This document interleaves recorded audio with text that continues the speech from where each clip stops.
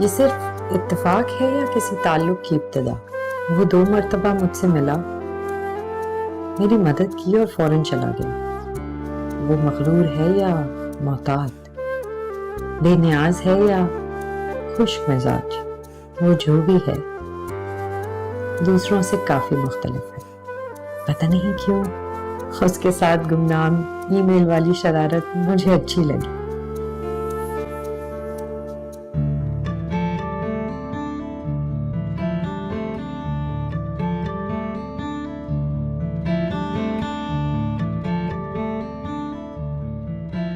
आपका ये जुमला बहुत अच्छा लगा कि गुप अंधेरे में एक जलता दिया भी रोशनी का पैगाम बर हो जाता है, मगर सरफिरी हवाओं के सामने एक दिया कब तक ठहर सकता है। इस दिए को जलते रहने के लिए फानूस की जरूरत है जो इसकी हिफाजत कर सके।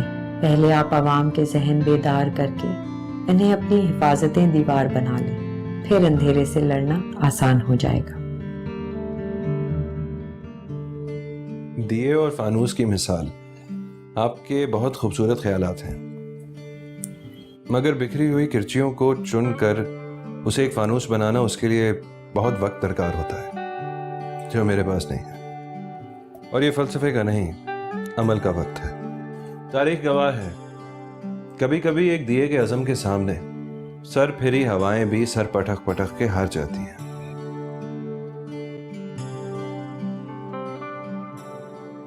हाय आरिफ, कैसे हो? ठीक। सॉरी यार, मैं तुम्हें इंतजार करना पड़ा। नहीं नहीं, कोई मसला नहीं है। अच्छा किया तुम देर से आए, मैंने कुछ पढ़ लिया, नुकसान नहीं हुआ। नुकसान? कैसा नुकसान? क्या पढ़ डाला? नवीन मेहर का इंटरव्यू छपा है इसमें। सोच तो अच्छी है उसकी और लिखती भी अच्छा है, लेकिन मुझे लगता है बहुत बड़े धोखे में रह रही है वो। क्या मतलब? काफी अच्छी शायरा है, मैं तो उसको पढ़ता रहा हूँ। काफी रोमांटिक शायरी लिखती है। कहती है कि मोहब्बत से सब कुछ हासिल हो सकता है। ये एक खौफनाक गुमान नहीं है तो क्या है, नुकसान उठाएगी। तो तुम्हें क्या है, नुकसान उठाए या फायदा? सबके अपने अपने नजरियात होते हैं। जैसे तुम इनकलाबी नजरियात रखते हो, गलत बात पे तुम्हारा भी खून खौल उठता है। छोटे अफसर से लेकर मिनिस्टर तक उधेड़ते रहते हो। सर्जरी करने के लिए काटना पीटना पड़ता है। अच्छा बता, क्यों बुलाया मुझे? भाई मसला यह है कि पापा का उठना बैठना बड़े लोगों में है, तुम्हें तो ये मालूम है। पापा तुम्हें पसंद करते हैं, उन्होंने तुम्हें मैसेज दिया है, ये थोड़ा हाथ पैर बचा के काम करो तुम। और मेरा भी ये मशवरा है, सिस्टम से तन्हा बगावत करके तुम्हें कुछ नहीं मिलेगा।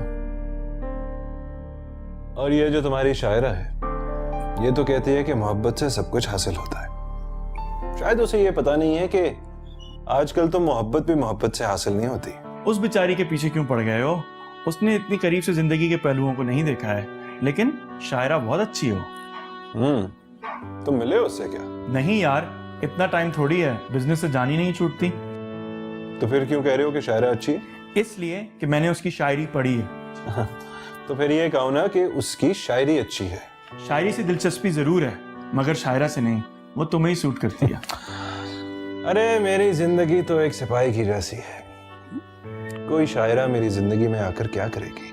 बात सही है तुम्हारी, और ये जो तुम कलम को तलवार बनाकर गर्दनें उड़ाते फिरते हो ना, वो बेचारी ये सब कहाँ बर्दाश्त करेगी। वो तो मोहब्बत की अलमबरदार है। बेचारी तो है।